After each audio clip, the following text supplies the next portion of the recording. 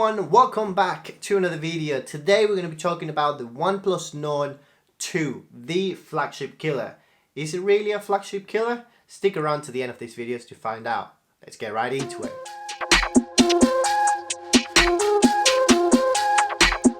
So this is my very first OnePlus device. I've been playing around for about 2.5 to 3 weeks and I've been quite impressed by the build quality, the display, and just overall how it feels in your hand. It feels really nice. But there are some things I want to share with you. This is a full review of the phone. Like I mentioned, I've been playing around with it for 2 weeks. So let's talk about the phone in itself, just a build for a second. So it has Gorilla Glass at the front and at the back, surrounded by chrome plastic. It does have some extra weight compared to a Google Pixel 5, but it does feel nicely on your hand. You can still do pretty much mostly with one hand, even though it's a bigger display. But let's get right into the specs of this phone. It has 6.3 inch display, 2400 by 1800 resolution, a 20 by 9 ratio, 90 Hz Fluid AMOLED display, has a MediaTek 1200 AI chip, 8 gigs of RAMs, 128 gigs of storage, and it has a 4500 milliamp hour battery. I'm getting this blue haze color because I think it's a much better looking. The Gray Sierra looks great, but I do like this bright blue. As you can see, I'm matching them. It retails for £399. Similar price to some pretty strong mid-range phones like some of the Oppo Reno series smartphones and the Google Pixel 4a. This device doesn't have a certified IP rating, does not have wireless charging, and it doesn't have a headphone jack. Those can be a bit of a downer, but I don't think it's going to be a deal breaker for many people, especially for £399. You kinda don't want to expect it. The only thing they should have probably kept in there was the headphone jack, especially at that price. The overall experience with this phone has been great, especially with its new MediaTek chip. I've been able to do everything. I've been able to multitask, take notes, watch videos and take notes at the same time, do some pretty strong gaming, and just listen to music on the go all the time. And that MediaTek chip really performed really well, especially when you're multitasking. It didn't really slow down through the 2 weeks that I've been having it. Yeah, I've been struggling to kind of try to put it through the paces, but I've been struggling to try to slow it down. So that MediaTek chip is actually quite good. Also, something else that's really good is the battery. It doesn't have a big battery, 4500 milliamp hour battery, but I think because of the new chip, I really struggle to drain this phone because the chip is very efficient. I've been averaging for the last 2 weeks about 6 hours on screen time, from gaming to watching Netflix to watching YouTube videos to taking notes to writing this video, and I've been really struggling to kill this phone in a day. I've been managing just about to kill it in a day, but it's really tough. So if you're only using it for a daily task and you're on your phone, maybe you're averaging like 2 hours to 3 hours on screen time, this is definitely a 1 day, maybe a 1.5 day phone, which is absolutely great, especially at this price. And even if you kill this phone in half a day, the Warp Charge 65 that comes with the box, with the brick and the cable, it charges full battery in half an hour, which is absolutely insane. So you literally plug it for about 10 minutes and you probably get half a charge.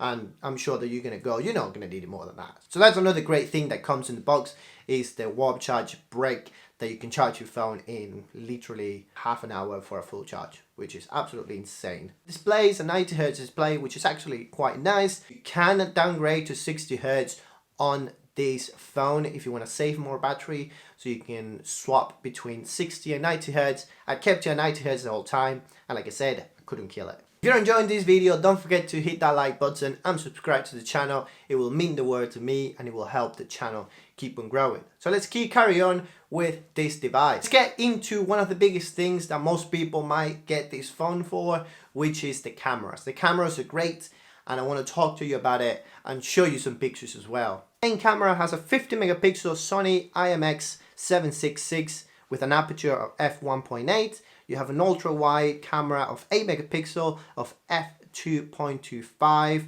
and then you have a mono camera of 2 megapixels of f2.4. Take great pictures in low light and bright light, as well as it has this thing which is called AI enhancement, and basically can detect what are you taking a picture of, and it will adjust everything to that situation. I do like the shots, and it is very fast and responsive. Also, if you're a photographer or like to have more control over your shots, you have expert mode where you can adjust shutter speed, ISO, white balance and aperture to whatever you want, as well as having the ability to shoot in RAW. For video, you can film to up to 4K at 30 frames per second, 1080p up to 60 frames per second, and 720p up to 120 frames per second. And literally that video is really crispy. It has this optical image stabilization, which actually stabilizes the whole footage quite well. I was filming some things for 4K while I was walking the dog, and as you can see, you'll see the video right now, this is filmed in 4K 30 frames per second. It really is quite well, and it's really nice and crispy. The front camera is great too. It has a Sony IMX615, 32 megapixels and an aperture of f2.45.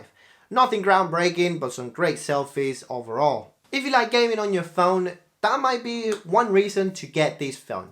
Like if you are like me, I love gaming on my phone.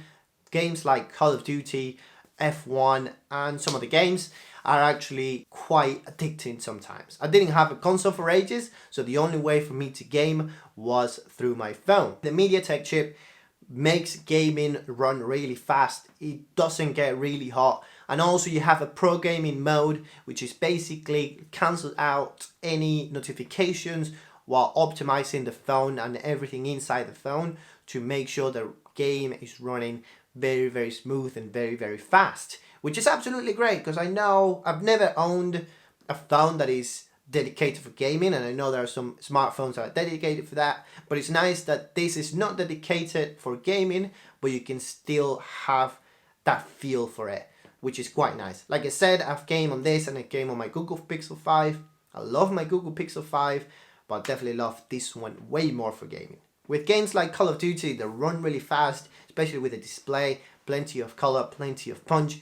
Same for that F1 game, it's absolutely great, never kind of like flickers or anything, and it can run up to 30 to 40 frames per second throughout the whole game playing online, which is absolutely amazing. One thing that I found on this phone that I've never seen before is Zen mode, which basically is puts your phone on hold for 20 minutes.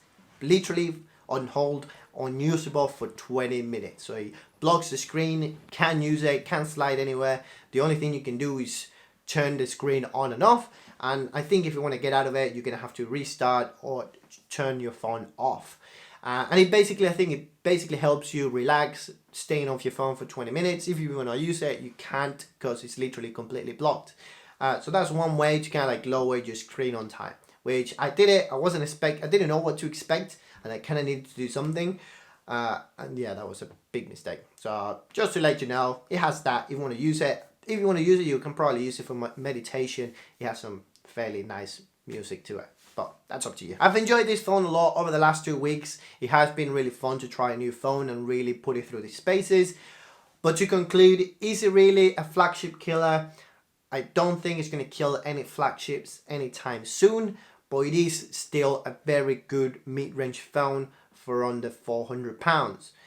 If you're looking for a phone under £400 with a solid camera, great display and a great battery life, I think this is the one for you. So that's all for me today, guys. Thank you for watching another video. Please subscribe to the channel, hit that like button and hit the notification bell so we can keep making tech videos, and it will help this channel grow. I'll see you guys on the very next video. See ya. Bye. Bye bye.